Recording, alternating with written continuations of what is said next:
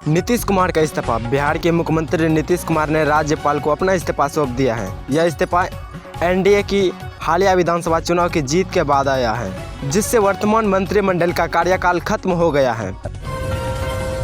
20 नवंबर को शपथ ग्रहण। नई एनडीए सरकार का शपथ ग्रहण समारोह पटना के गांधी मैदान में 20 नवंबर को आयोजित किया जाएगा, जहां प्रधानमंत्री मोदी समेत कई वरिष्ठ नेताओं के शामिल होने की उम्मीद है।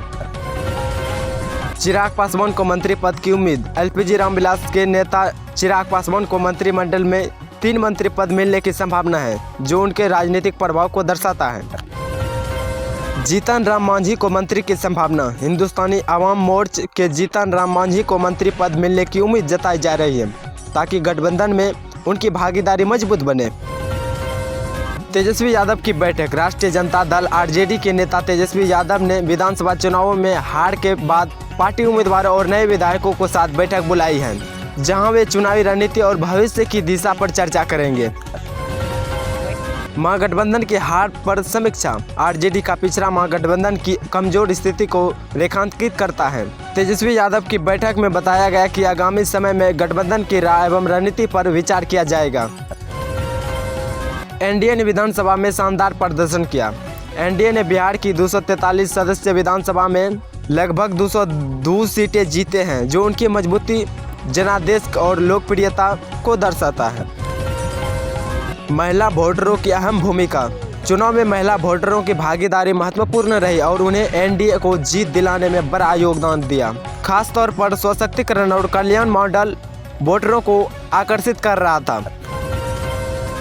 जंगल राज का डर वापस। एनडीए ने जंगल राज की पुरानी राजनीति का भय दोहराया और उसे अपने चुनावी अभियान का हिस्सा बनाया, जिससे कुछ वोट बैंक अपने पुरानी झुकाव की यादें ताज़ा महसूस करने लगे।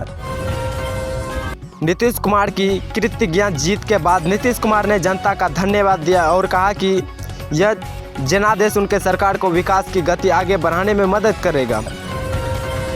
मंत्रिमंडल में शक्ति वितरण सूत्र तैयार। एनडीए के भीतर मंत्रिमंडल में सत्ता साझा का संतुलन बनाए रखने के लिए सीटों पर बंटवारा पहले ही तय किया गया है, जिससे सभी सहयोगी दलों की भागीदारी सुनिश्चित हो सके।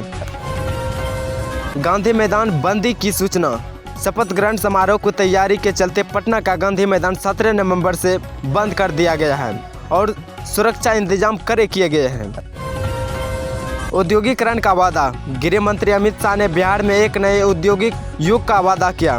इलेक्ट्रिकल वाहन फैक्ट्री, फार्मास्यूटिकल पार्क और अन्य बड़े उद्योगों की स्थापना की योजना की है। महत्वपूर्ण राजनीतिक बदलाव। इस चुनावी नतीजे ने बिहार की राजनीतिक में बड़ा बदलाव ला लिया है। लंबे समय तक सत्ता में रहने वाले नेता फिर से मजबूत पायदान पर लौटे हैं। महागठबंधन की चुनौतियां। महागठबंधन को इस चुनाव में बहुत कमजोर प्रदर्शन के बाद भविष्य की दिशा को लेकर गंभीर रणनीतिक चुनौतियों का सामना करना पड़ा है। मतदाता संशोधन विवाद। चुनाव से पहले मतदाता सूची में बदलाव को विपक्ष द्वारा चुनौती दी गई थी, लेकिन एनडीए समर्थकों ने इसे चुनावी सफलता का कारण बताया। बड़ी जनादेश लहर। एनडीए की जीत न सिर्फ संख्या में बल्कि जनादेश की मजबूती में भी दिखा रही है, जिससे उनकी अगली सरकार को स्थिरता मिलने की उम्मीद है। आर्थिक एजेंडा पर जोर। एनडीए का चुनावी एजेंडा विकास प्रोफाइल पर आधारित रहा। इसका फोकस बुनियाद ढांचे, स्किल सेंटरों और औद्योगिक के निर्माण पर था। वोट चोर आरोप में खारिज किया गया। एनडीए नेताओं ने वोट चोर की विपक्ष द्वारा लगाए गए आरोप को खारिज करते हुए चुनावी जीत को लोकतंत्र समर्थन बताया। ठंड हवा के बीच मौसम। बिहार में 18 नवंबर को मौसम ने ठंड का असर दिखाया। पारा गिरने के चलते दिसंबर जैसी ठंड का अनुमान है और आगे बढ़ती टिटरावी की चेतावनी जा रही है।